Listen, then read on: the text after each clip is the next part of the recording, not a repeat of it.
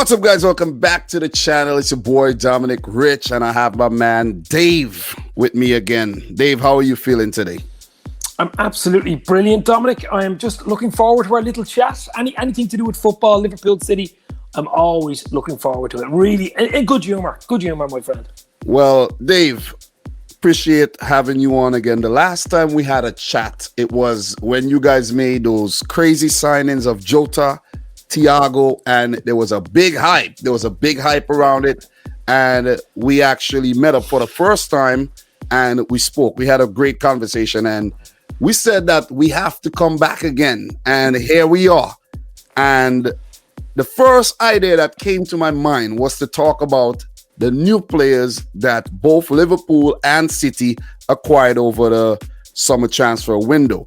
And I want to also touch on the youth players that were actually promoted as well, and hear your thoughts on those. And I will give my thoughts, my honest opinion as an opposition fan, as a football fan, on your players as well. But Dave, before we get into this, man, we just played, and we played to a 1-1 draw. How are you feeling about the result? To be honest, Dominic, I was happy with a 1-1, with a draw. I was confident going into the game. I mean, Liverpool have done well recently in the last few games. Jota's on fire, as you know, and I was confident we were going to get something out of the game. And remember, we don't usually do well there. We haven't got a great record at the Etihad over the last few seasons, and I would have took a draw all day long, and especially the second half. The game was, I think it was a game of two halves. Liverpool played well first half, did really well, went ahead. It was a penalty. Salah scores. Had one or two chances to maybe make it two. The final ball was poor.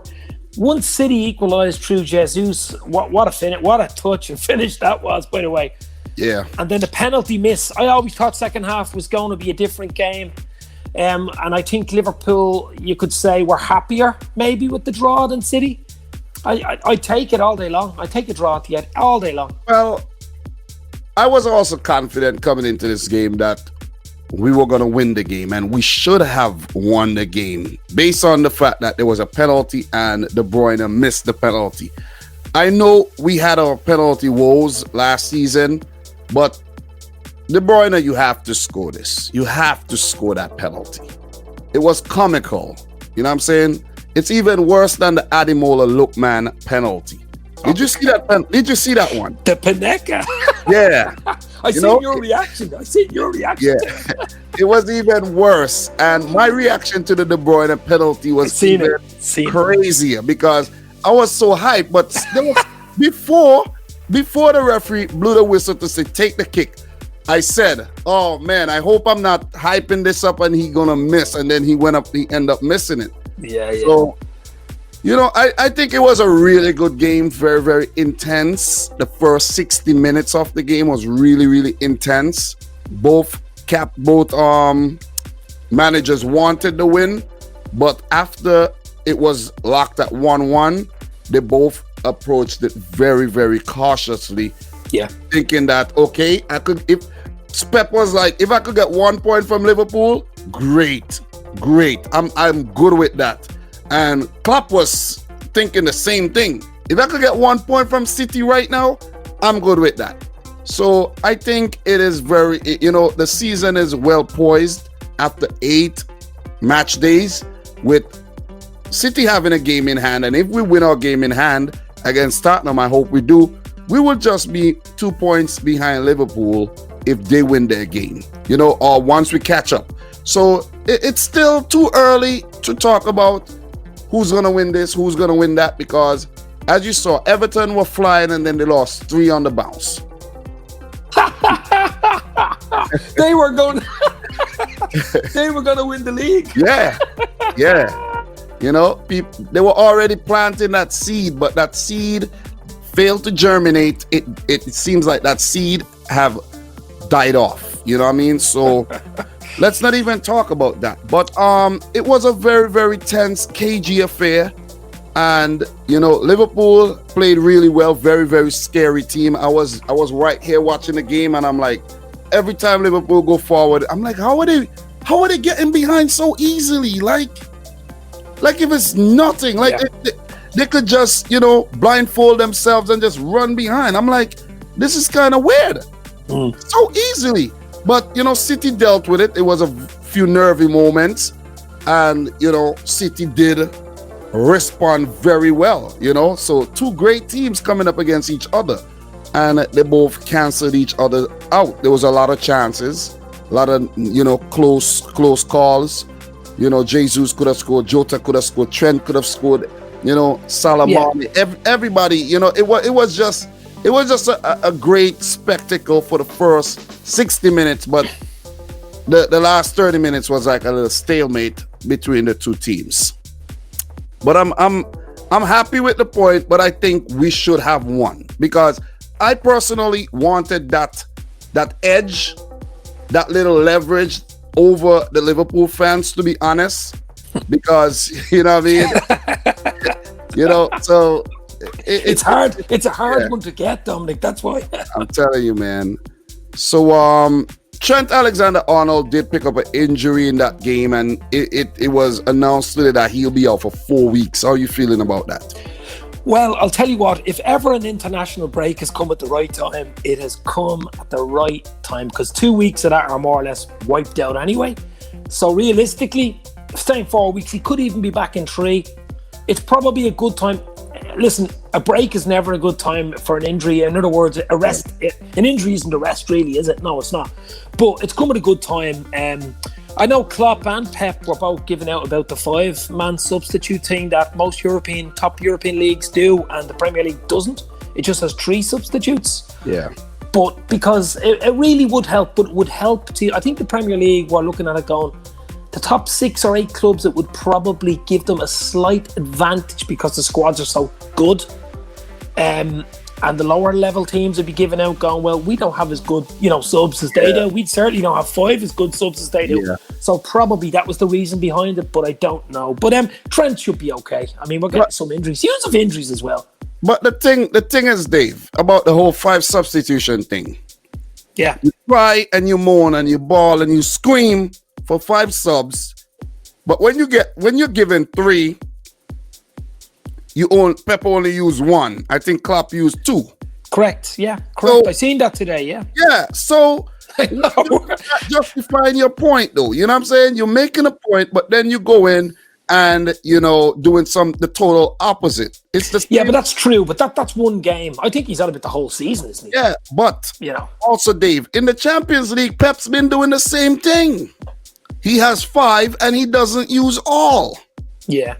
Yeah, it's probably a bit of a mute conversation, but I think it's because of the injuries. I think they're blaming it on the injuries. And use of injuries as well. Look, the Premier League always wants to do its own thing.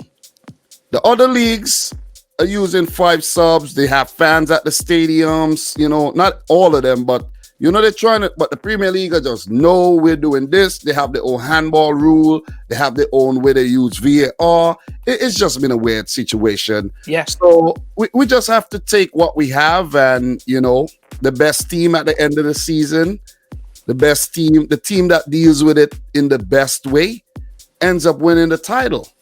You know what I mean? But the game 1-1. We shall meet again. I don't even know when is the next fixture. I'm not sure. I think it's in March, is it? I don't know off the top of my head, but until we meet again, hopefully the game has some significance and it's not just a dead rubber.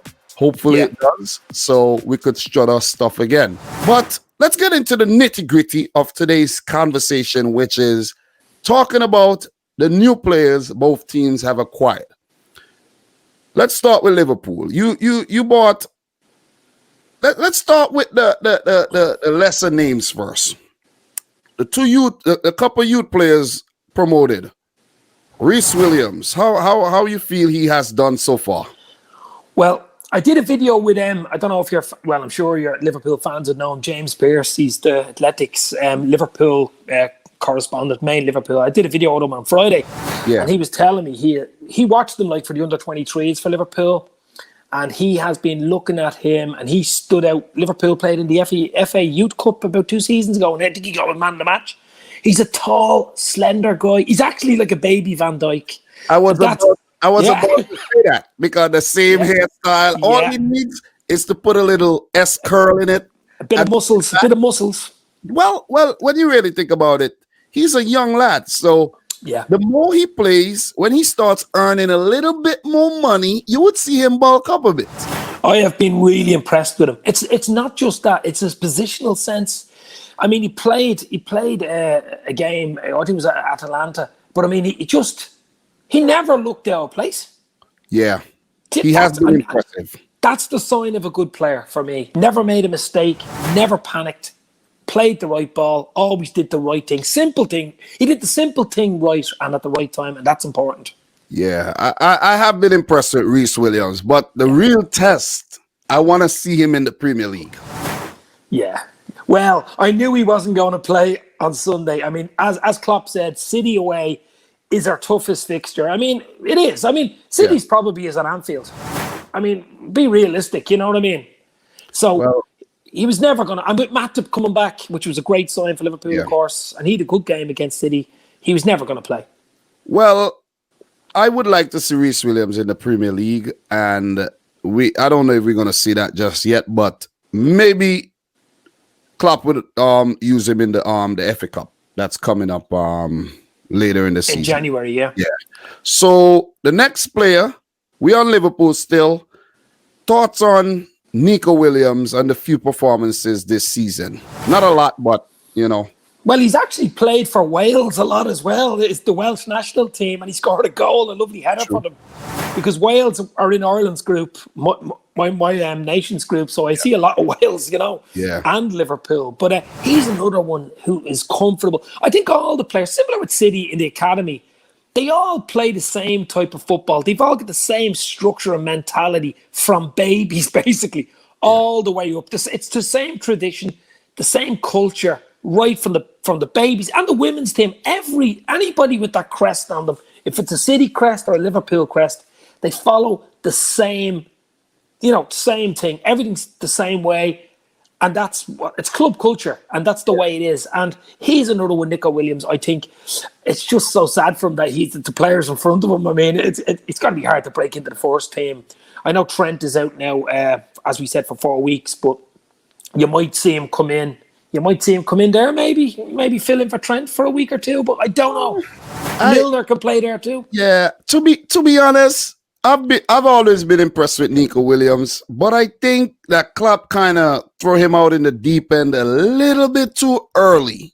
Like maybe he was using him a lot in the earlier stages of this. Well, we're still in the early stages, but the early stages of the season, he was using Nico Williams, and he kind of got shown up on a few occasions. I could remember that game that you guys scored. Who did you play and you scored 7 against or whatnot? And he came under some criticism when he went and deleted his Twitter and all of that. That was in the League Cup. The League Cup. Yeah. But I think he actually played okay. I think he played fine. And he did bounce back in the game that you guys lost. Yeah. Yeah, he did bounce back in that game. He played well. But I don't know if Klopp is going to trust him enough to thrust him into that vacant spot that no. Trent has, left there. It's hard to say. It is hard to say. He does like him. I mean, he obviously has him in the squad. He had him even last season, I think, in pre-season training. So he does like him. But Klopp is the type who'll give the young players a chance. I mean, not in the huge games like the Cities or the United's games, but certainly in other games. And I mean, Liverpool, similar to City in the Champions League, look like, I mean, they only need, I think, another win. We play Atalanta at Anfield in a few weeks' time. If we win that, we've 12 points. We're guaranteed to go through. I think we might have 1 or 2 dead squib games in the Champions League where you might see a few young lads. You know, I think Klopp might actually use him in the next Atalanta fixture instead of using him in the Premier League. Maybe. I think Klopp would prefer to maybe throw Milner or put Gomez at right back and maybe even play a Nat Phillips alongside Matip in the Premier League than to go with a Nico Williams. He would play it safe like that, because with his inexperience, he could make a very costly mistake that, could end up being the difference at the end of the season. You saw when you lost the season by the title by 1 point. So every point counts. Points mean prizes. Look, Ademola, look, man. Look, man. Look, man. Every point counts. Oh, God, that was terrible.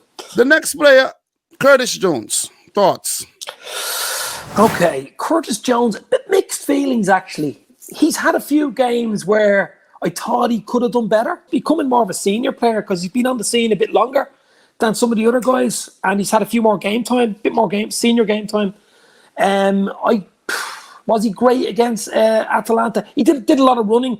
He didn't get the ball that much, but I mean, he's another young lad. I mean, he's only 19. I mean, I'm here not giving out about him. I'm being constructive criticism, basically. He's only 19. Yeah. But see, the problem is, same with City, same with the top six, if you want to call them top six clubs in England, to be 18 or 19, to be starting in a top six team, you want to be, a top notch. You want to be different level. At that age, to be holding down a first team place. I think his time will come, and Klopp likes him. He's cheeky. Yeah. He's got that cheeky bit about him. He's got that little bit of X factor. But I think he's one for the future. We'll see a bit of him, though. I think Liverpool will use him a lot more than they have, obviously. They'll just keep blending him in. It won't rush him in, though. Won't rush him. I like Curtis Jones. Yeah, he is very talented. You know what I like? You know what I like about you, Dave? When you're done making your point, the cue for me to cut in is when you reach for the drink. I like that. That's from my talk show. Yeah, I like that. So I've been impressed with Curtis Jones since last season and the few appearances he made already this season. He has been good. Not picking up the goals and the assists, one or two here and there, but nothing crazy to steal the headlines. But the fact that he is part of Liverpool's first team squad and not sent out on loan like a Harry Wilson or Harvey Elliott. It tells you a lot about the player, and he has a lot of flair as well. I saw him pull off a Rabona in a game. I think it was one of the League Cup games. He tried to cross the ball. Okay. And the few goals he has scored, spectacular. The Everton FA Cup goal, top corner, remember that? No, I reacted to that goal. I could remember that goal. So those three youth players we have touched on. We move into the more senior players. Kostas Tsimikas. We haven't seen a lot of him, but quick thoughts on him. Well, obviously he's been unlucky with injuries, and he got COVID as well. I think he was away with the Greek national team. But Klopp bought him for cover for Robbo. I mean, we'd no cover for Robbo for a few seasons, and he's pacey. I mean, I watched him last season for Olympiacos. He's a decent player. Will he ever get in Liverpool and hold down a regular place ahead of Robertson? Don't think so. But is he a good backup? Yes. I mean, that's why Liverpool bought him. That's what it's all about, having a big squad. That's what football's about nowadays. It's not even about an 11 anymore. It's about 20 and 25, isn't it? That's what it's about. It's they call it the group or the squad or whatever you want to call it. That is true, because I saw an announcement. I can't remember which team I saw named a 41-man squad. 41. I think it was Italy. Wow. I think it was 41. And England named a 29-man squad, I think, or 30-man squad. So, yeah, I think he's a decent player, average player at most, in my opinion. Yeah. I know I get a lot of stick for saying he's average, but I want him to prove me wrong. Yeah. Well, I haven't seen enough of him to say if he's... I haven't actually made me mind up on him because I haven't seen much of him. Prove me wrong. If, let's say, for your sake, God forbid, Andy Robertson picks up an injury and he slots in. Yeah, he slots in. He could rise to the occasion and become a quality, player in the first team that could actually, threaten for a place or even play further ahead, because I think he is capable of playing further ahead as well. So, more just a backup. just a backup. Backup, exactly. But the main two, Thiago, he has also been very, very. How many games he has played so far? Let me check right now. I'll tell you. How many? Let me see if you're on the money. He played 45 minutes against Chelsea. He came on at halftime against Chelsea, changed the game for us, and we won that game 2-0 away at Stamford Bridge, if you remember. Yeah. And then he played against Everton. Yeah, got injured. Then got injured. He's only played twice for Liverpool. He played twice. He has only been in 2 match squads. Yeah. And played twice. That is unlucky. And there was a whole talk about before he was signed that he is injury prone. But when I did the research, he wasn't really. He did miss some weeks and here and there for Bayern Munich, but it wasn't like he missed a season or he missed 8-10 weeks. It was just in patches. I'm going to throw a curveball at you now, Dominic. If Thiago played on Sunday against City, you would have seen a different game. May or may not have seen a different game. We don't know. I know it's hypothetical, but I'm telling you, if you've seen him in the Chelsea game, he controlled. Same for Bayern Munich. I know what you're saying, but it would have been at the expense of maybe a Wijnaldum. No, I'm on about 4-3-3. We probably would have just played the front three and had maybe Gini, Hendo, Thiago. Yeah, but maybe. Yeah, you know. But he wasn't involved. He is injured. I know. COVID. He got an injury. Yeah, it must be frustrating for you. Oh, I mean, you've seen it. You were involved in it. The Twitter, the craziness, that went crazy over the Thiago signing. Yep. I mean, we've been talking Liverpool. I've been on about doing videos about him back in June. You know what I mean? Yeah. He's coming. He isn't coming. He is coming. No, he's going to go to United. He's going to go to City. And when he came, that Friday, I think it was, or Thursday or Friday, I think it was Friday, Twitter exploded. Social media exploded. It was crazy. Even James Pearce was telling me, he broke the story. It exploded. And this was the missing key. This was the block, the jigsaw piece in the puzzle. Now, obviously, he's getting fit, and we're hoping he'll be back after the international break. He's lucky to be all right, because when Richarlison tackled him in that Everton game, he could have easily been a lot worse. I mean, if you've seen that tackle, he got sent off. Yeah, I saw it. That was a bad tackle. It was a bad tackle. It could have been a break, and he could have been out for a few months. But I'm looking forward to him coming back in November. That tackle was so bad and so stupid that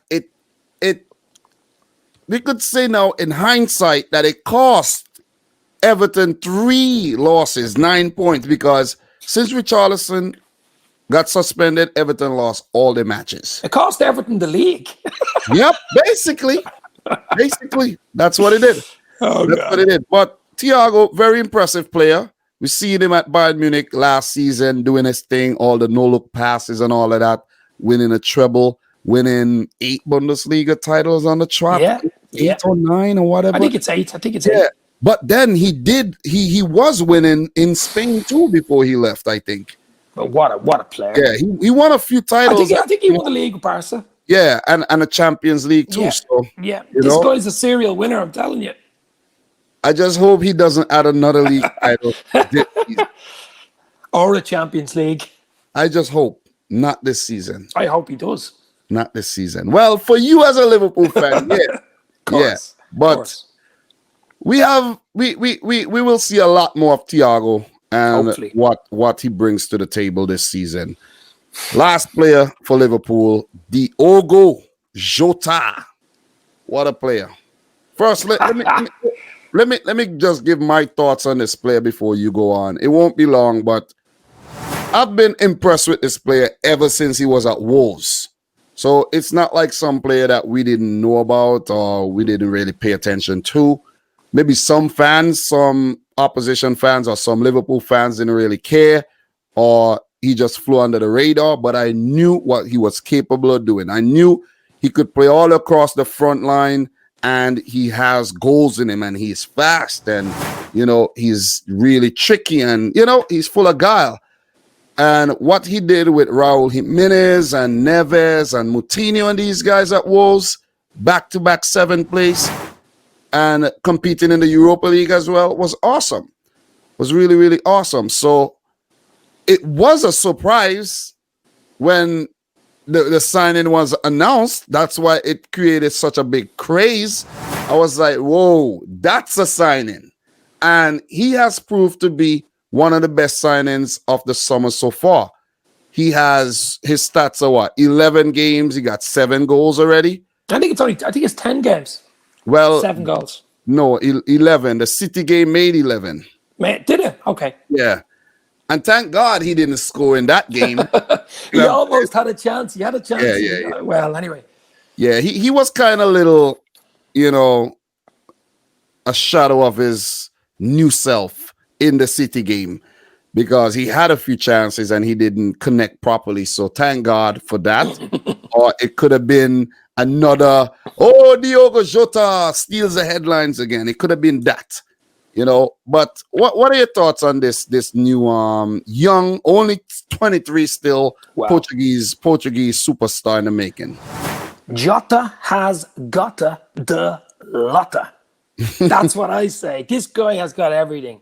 As you said, he's 23. He's a Portuguese international. Not only is he good with both feet, he's actually good in the air. Do you see the header he got against Sheffield United? The header, like in between 2 centre halves, because he's not that tall. And he's got pace to burn. This guy has everything. I think we know the famous saying, Liverpool signed stars, they turned them into superstars. They did it with Mane, they did it with Salah, they did it with Bobby. Like, they do it with players like that and just go on to a different level. And I think this guy already has 1 foot into superstardom. He really he can't hit the ground running any quicker than 7 goals, as you said, in 11 games. A hat-trick against Atalanta away.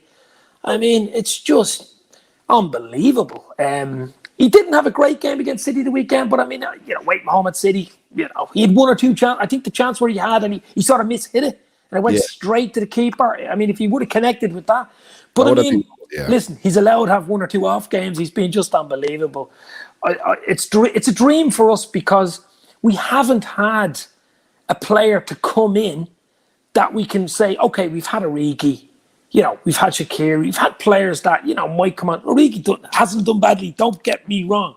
But someone that can actually start up front if one of the 3 got injured and say, well, there's no change there. He gives us that option now. And he can play all 4 together as we did against City. But I'm impressed. It's 9 out of 10 for me so far for him. Unbelievable. I agree with that. Definitely agree with that. So to transition over to the City players. Maybe not so much excitement around the City players as there was around the Liverpool players, but we did manage to bring in a few over the summer and brought back some, promote a few youngsters that we have used sparingly and brought in the American #1 goalkeeper, Zach Steffen. And he has been impressive so far. The 2 games he have played in the League Cup, and we won both the games. And we are on course to meet Tottenham in the quarterfinals. And hopefully we could get past that and Steffen could actually, get some exposure there because he is a quality player also for the USA national team. Are you familiar with Zach Steffen? I've only seen 1 game that he played in American International. You're okay with goalkeepers. You seem to be okay with goalkeeper. Ederson, as you say, he's a brilliant goalkeeper. He's loved the League Cup as well, so I say he'll get a good run in the League Cup. But usually you play Ederson in the final if you get to the final, don't you? You usually switch it up sometimes. We'll see how it goes, but he's made some big saves. I've been really, really impressed with Zach Steffen. I think what height is he? What height? How tall is he? I don't really look at these things. No, just for a goalkeeper, he looks impressive. I don't know what height he is. Let me take a look at his height. It's 1.91 meters, and Ederson is one. He's actually taller than Ederson. Is he 6'3"? I thought he was 6'3". Maybe I don't know the conversion, to be honest, but he is taller than Ederson, so that's already a plus. And we met Burnley and Bournemouth in the League Cup earlier. So those are, one was a former Premier League team, one now still a Premier League team. I don't know how long they're going to be a Premier League team, but knock on wood for them. But Zach Steffen has been impressive. So shout outs to the American. Everybody should know I'm American. I'm an American citizen, not born in America, but I live in America. So it's nice to actually see an American playing for Manchester City. Yeah. Hopefully, we don't get to see too much of him in the league, because that would mean that we won't have Edison. Correct. And you know what could happen? But let him find his feet first, and before we start talking about getting into the 11 and all of that kind of stuff. So that's one new player that came through the whole loan system and has been brought back to the club. There's also Jack Harrison, but he's playing for Leeds. That would have been a nice player to have in the squad to use, but I don't know what's going on with his situation. Definitely don't know. The other player, new player, Ferran Torres. What are your thoughts on him? I've been impressed with him. He really looks a player. He looks a proper. Yeah, he some lovely goals as well. He's got that finish in him, hasn't he? He's got that bit of X factor. Yeah. He's a proper, I know, City, I mean, you've got to have that bit of flair to play for City. Similarly, Liverpool as well. But he has that, he has that bit of Silva in him, I think. He has that touch and bit of body control. He has that magic in him, because in 10 appearances, he has 4 goals, 2 assists already. Yeah. That's impressive. Brilliant. Yeah. No, it's good, yeah. He's impressed me. Pep seems to like him a lot, because he's been playing a lot of games. So I'm impressed with Ferran Torres. I've always been impressed with him ever since he was at Valencia. Mm-hmm. He was linked with moves to big clubs. I know City is not considered a big club, but I'd say you're a big club. we are top 6 club, but we're not a big club. Yeah, what you mean by a big club is traditionally historic club, like, if that's what you mean, is it? We're not a big club. Not a big club. Okay. Appear to be big stadium. We won titles, but those only came after the money. Before the money, way back when. 2 before the money. Yeah. 2 titles before the money. 4 titles after. We're not a big club. Believe me. Yeah. I believe you. The fan base is very small. Yeah. Worldwide fan base is small, yeah. It is small. Yeah. It is. Believe me. Absolutely. I know. I have analytics to back. It's small. Yeah. It is small. I believe you. But it leaves room for growth and for improvement, which is perfectly fine. Mm-hmm. You know what I'm saying? But Ferran Torres, highly impressive youngster, already been playing for Spain, and his future is bright. He's only 20. You were talking about Curtis Jones. I thought he was older than that. I thought he was about 23. Only 20. Wow. Imagine when he's 23, what he'll be. Crazy. You know what I'm saying? So for a 20-year-old to bag 4 goals, 3 in the Champions League, 1 in the League Cup, and 2 assists already, 1 in the League Cup, 1 in the league. Crazy. It's impressive. Yeah, that is impressive. I'll give you that. Hopefully he stays fit and grows stronger and better, faster as time progresses. The other player, Nathan Ake, thoughts? I was surprised, to be honest with you, that City signed him. I really was. I mean, he's not a bad centre-half. I actually think he's a Dutch centre-half with Van Dijk. Yes. I think he's the pairing with Van Dijk, actually, for Holland. He actually plays more left-back for the Dutch national team, too. Yeah, but he has played centre-half. I mean, he's a big lad. But I was a little surprised they signed him, and for a big fee.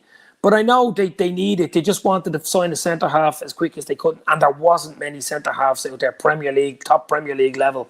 I was surprised they signed him, but he wouldn't be as impressive as the other fella we're going to talk about, I'm sure, in a few minutes. But to be fair to Ake, he's not the tallest guy, but he has a good leap. He has the presence of mind, the leadership qualities, and he has that energy. Like he just wants to play, and he has a big heart, and that's what you need. You need a player who's gonna go out and give his all. You don't need no player that's gonna be whining about game time all the time. You need somebody who's there to play their role. And Well, he was signed as a squad player, really, wasn't he? yes, but we do need cover. We do need cover for the center back. We do need cover for the left back. He could play left back, and he could play in defensive midfield as well. So Ake is a quality player. He came from Chelsea, and Bournemouth, and now to City. For him to sign to Man City, it tells that he's a quality player. And what I don't like with the feedback I get from a lot of people about Ake is that, but if he was signed to Liverpool, it would have been a whole different thing. It would have been, Ake, yeah. Oh, man, he's a beast. No. It's the same thing. The same thing Liverpool fans were saying about Tsimikas. No, well, Tsimikas was a squad player. He was never going to be a starter ahead of Robertson. I mean, Ake is a squad player, really, isn't he? He's not going to get in ahead of Laporte and Diaz, is he? He can, if Pep wants to rotate. Yeah, but okay, go ahead. To be frank, if Ake plays, the quality won't drop off too much. But if Tsimikas plays ahead of Robertson, you have a whole different situation. Oh, there's a definite quality drop off there, absolutely. But for Ake, I don't think there's much of a quality drop off though, because he is very good on the ball and he's very pacey. I'll agree with you there. And Andy knows the Premier League inside out, of course. Exactly. He's only 25 years old still, and he's a defender, which means he has not peaked. I'll agree with you. I'll agree with you to disagree with you. Look, he has been injured and not in the squad for a lot of games, so we haven't seen a lot of Ake, but that's nothing new. He suffered injuries. He suffered a very bad injury that actually, I think, that cost Bournemouth and got them relegated, because last season they didn't have him for most of the the games. But I think he's a quality player, and I love the signing, to be honest. And that's the most important thing. And I know there's a few little squad players that City that Pep promoted, like a Taylor Howard-Bellis, Tommy Doyle, Liam Delap. Well, we won't go into those guys because we have not seen a lot of them. So, Dave, the last player we're going to touch on, Ruben Diaz. Yes. He is the one City player that I have been really impressed with, to be honest with you. He had a great game yesterday. Now, he's not Company. Who is Company, I suppose? Maybe Van Dijk is Company, but I mean, he's not that level yet, but he's young. He's a Portuguese international. I'm sure Jota knows him quite well, but he looks proper. He's a proper footballing centre half. He's the type of guy who reads the game, can play out from the back, calm in possession, nice. And he's a Van Dijk-esque type player, to be honest with you. And he suits Laporte very, very comfortably. I'm impressed with him, really am. Oh, yeah. Well, since he was signed, he played 5 Premier League matches. Making sure I get this right. 5 matches, and we are yet to lose since he joined. And we have only conceded 3 goals, which means he has improved the defense. Yeah. And he also kept 2 clean sheets in the wins against Sheffield and against Arsenal. So that's impressive. That's impressive.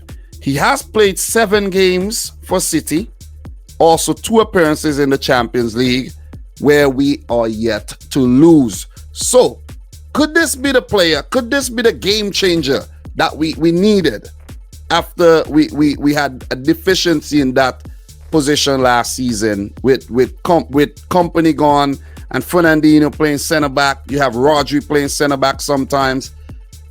So He's a proper player. I mean, he's got a company to fill company shoes. Obviously, he's a huge. Laporte is there, I suppose, and then the two of them. I think going forward, that's City. That's key for City. I really do. Keeping those two fit with Ederson behind is huge. I know you're missing Ferrandino midfield, of course, but I think they're going to be huge for you. Ruben Diaz and Laporte going forward. It's huge. Yeah, Ruben Diaz at 23 years old, playing for the Portuguese national team for a few seasons now, playing for Benfica for a few seasons. He is a winner. He has that winning mentality. Yeah. And he's going to bring that. You see, just the way he is, he's into the game. He's a leader. And I just love, I was watching him closely. He's doing what he's supposed to do. He passes the ball and he's just not standing there to see what happens. He passed the ball and he moves so that keeps it simple. Yeah, he passed and he finds a space so that in case Ederson is being pressed by a forward, then he could pass the ball back to him instead of just. Yeah, you understand? So that just showed me that's just one instance that showed me how intelligent of a player he is. Oh, he's a proper player, no doubt about it. I know against West Ham he kind of got bodied a bit by Antonio, but who wouldn't? You know what I'm saying? This is Antonio you're talking about. Yeah, he's a big unit. He's a big unit. Exactly. So I've been impressed with our signings so far. Nathan Ake has not played a lot, but Ferran Torres and Ruben Diaz, I think, have been very, very impressive. And even Ferran Torres being played out of position as well. And he slotted in nicely. So it just shows the maturity of the players. I think both Liverpool and City made some quality signings, promoted some quality young players, and hence the reason why it doesn't matter if Tottenham or Leicester or Everton are on top of the table, Southampton, momentarily, it will be a City-Liverpool race again this season. Yeah. The cream rises to the top. You're talking about creme de la creme. Dave, Dominic, Wow. What chemistry's off the chain. But Dave, it's been nice having a chat with you again, man. I appreciate it. And all the best for the rest of the season. Hopefully your players stay fit. Well, Thiago, Fabinho, and even Oxlade-Chamberlain, who everyone has forgotten about, hopefully back soon, and it will make a big difference to my Liverpool team going forward. But as you said, it's Liverpool and City for me. The cream will rise to the top eventually, so it's the winner's coming from Liverpool and City. It's just the way it is. Yeah, your players are dropping out though. They it's Fabinho, Trent, Van Dijk, Matip, Alisson, and you're still up there. You're still on top. We've done okay. You're still on top, so yeah, that's a good thing. Well, Leicester on top. Leicester City are on top. No, I mean you're still competing. You're still winning games. Yeah. Ever since the Everton game, I think we've what have we done? We've won 5, drew 1, and when everybody was all over the place with Thiago being injured, Van Dijk out for the rest of the season, mentality joints has set in, and we have just stepped up to the mark, and we ain't going away, baby. Yeah. I realize you haven't mentioned one thing in the video. What's that? One thing that you didn't mention in the video. We had a talk for 45 minutes and you didn't mention one thing. Tell me what thing that is. I can't. If I didn't mention it, it's going to be hard to mention it. The 7-2 loss. Oh no, I'm never mentioning that. That's history. That's history. Just a little bit. That was a nice little kick up the arse. And sometimes even the great teams need a kick up the arse, like you with the 5-2 against Leicester City. Yeah. Just a little banter though. Just a little. I'm only joking. Of course, my friend. A little banter. But guys, thank you very much for tuning in. You could check out Dave's channel. A link would be in the description box down below. Dave's LFC Chats. Make sure you subscribe to my channel and consider becoming a member of the channel as well if you would like to see more awesome chats like this between Dave and I or other guests. I would go all out for you if you go all out for me. But guys, thank you very much. Dave, I appreciate it. Would you like to say something to the people before you go? Yeah, just stay safe, everybody. Looking forward to the rest of the season. I'll talk to you soon, and maybe you'll come on my channel soon and do a video as well. Cheers. Guys, thanks for watching. Until next time, peace out. Rich Squad.